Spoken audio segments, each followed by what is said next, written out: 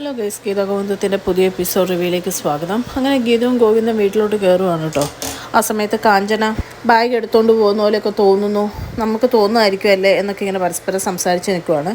ആ സമയത്താണ് പ്രിയ ഇതെല്ലാം കണ്ടുകൊണ്ട് വരുന്നത് കേട്ടോ. അപ്പോൾ പ്രിയ പറയുക, നിങ്ങളുടെ ഇരട്ടത്താപ്പൊന്നും ഇനി നടക്കുകയില്ല, നിങ്ങളുടെ അഭിനയമൊന്നും നിർത്തിക്കോ എന്ന് പറയുവാണ് കേട്ടോ.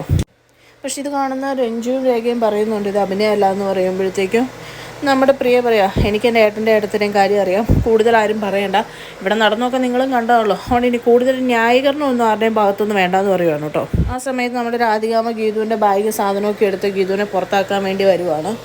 അപ്പം ഗീതു പറയുന്നുണ്ട്, മുറിയിൽ നിന്നെല്ലാം എടുത്തോ, എൻ്റെ കുറച്ച് മുടി കുളിക്ക് കഴിഞ്ഞപ്പോൾ അവിടെ വീണ് കിടപ്പുണ്ടായിരുന്നു, അതും എടുത്തോ എന്ന് ചോദിക്കുവാണ്. അപ്പോൾ കാഞ്ചന പറയാം, അത് എടുത്തില്ല എന്ന് പറയുമ്പോഴേക്കും ഗീതു പറയാം, എന്നാൽ അതും എടുത്ത് ഞാൻ തന്നെ അവിടെ നിന്ന് ഇറങ്ങിക്കോളാം എന്ന് പറയുവാണ്. അപ്പോൾ ഗോവിന്ദ് പറയുന്നുണ്ട്, മാനസികമായിട്ട് ഞങ്ങൾ അകന്നു കഴിഞ്ഞാൽ പോരെ എന്ന് പറയുമ്പോഴത്തേക്കും പ്രിയ തന്നെ പറയുന്നുണ്ട്, അത് പോരാ, അങ്ങനെ പോരാന്ന് പറയുവാണ്. അവസാനം ഗീതു മുറിയിലോട്ട് പോവുകയാണ് കേട്ടോ. അങ്ങനെ മുറി ചെന്ന് കഴിയുമ്പോൾ ഗീതു പറയുന്നുണ്ട്, ഈ വൃന്ദാവനത്തിൽ കംസനും പൂതനയും ഉണ്ടെന്നുള്ള കാര്യം പറയാത്തത് എന്താണെന്ന് ചോദിക്കുവാണ്. എന്നിട്ട് പറയാം, രാധികാമ്മയെ നയത്തിൽ പറഞ്ഞ് മനസ്സിലാക്കിക്കോളാമെന്ന് വന്നിട്ട് ഇതാണോ നിങ്ങൾ പറഞ്ഞതെന്നൊക്കെ ചോദിച്ച് ഗോവിന്ദനോട് ചെറുതായിട്ട് ദേഷ്യപ്പെടുകയാണ് കേട്ടോ ഗീതു.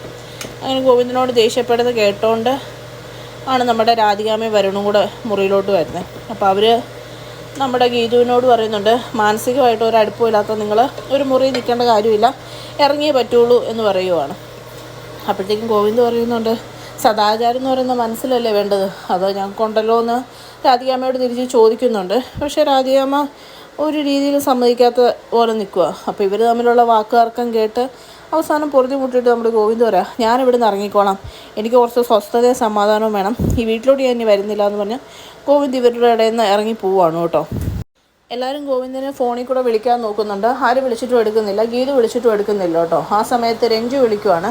രഞ്ജു വിളിച്ചിട്ട് ഫോൺ സ്പീക്കറിൽ ഇടുവാണ്. എന്നിട്ട് പറയുകയാണ്, ഞാൻ പ്രിയയ്ക്ക് വേണ്ടിയിട്ടാണ് വിളിക്കുന്നതെന്ന് പറയുമ്പോഴേക്കും രാധികാമ്മ പ്രിയയുടെ അടുത്ത് നിന്ന് ചെറുതായിട്ട് പറയാം, നോക്കുക, നമ്മൾ വിളിച്ചിട്ട് അവൻ ഫോൺ എടുത്തിട്ടില്ല, അവൾ വിളിച്ചപ്പോൾ അവൻ ഫോൺ എടുത്തേക്കുന്നു.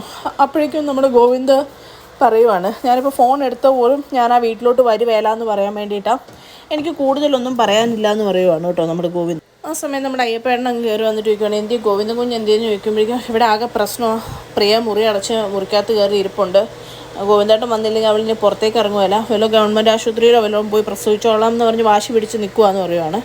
എന്നിട്ട് അയ്യപ്പേട്ടനോട് പറയുകയാണ്, ഇവിടെ നടന്ന കാര്യങ്ങളൊക്കെ പറയുവാണ് കേട്ടോ.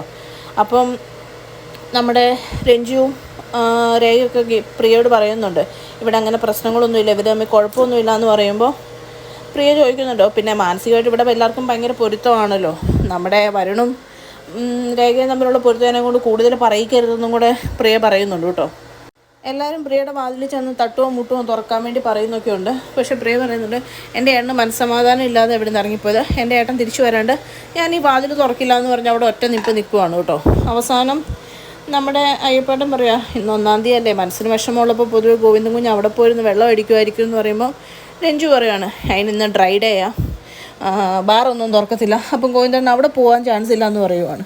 അപ്പോഴത്തേക്കും നമ്മുടെ അയ്യപ്പേട്ടൻ പറയാം, എങ്കിൽ റിസോർട്ടിൽ കാണും, ഞാൻ തന്നെ പോയി കൂട്ടിക്കൊണ്ട് വരാൻ കുഞ്ഞേന്ന് ഗീതുവിനോട് പറയുവാണ്. അപ്പോൾ ഗീതു പറയാം, എൻ്റെ പൊന്നെ, നിങ്ങളെ വിട്ടിട്ട് ഇനി നിങ്ങളെയും കൂടെ കൂട്ടാൻ ഞാൻ വരേണ്ട വരും, ഞാൻ തന്നെ പോയി കൂട്ടിക്കോളാം, ഞാൻ തന്നെ തിരിച്ച് കൊണ്ടുവന്നോളാം എന്ന് പറയുവാണ് കേട്ടോ.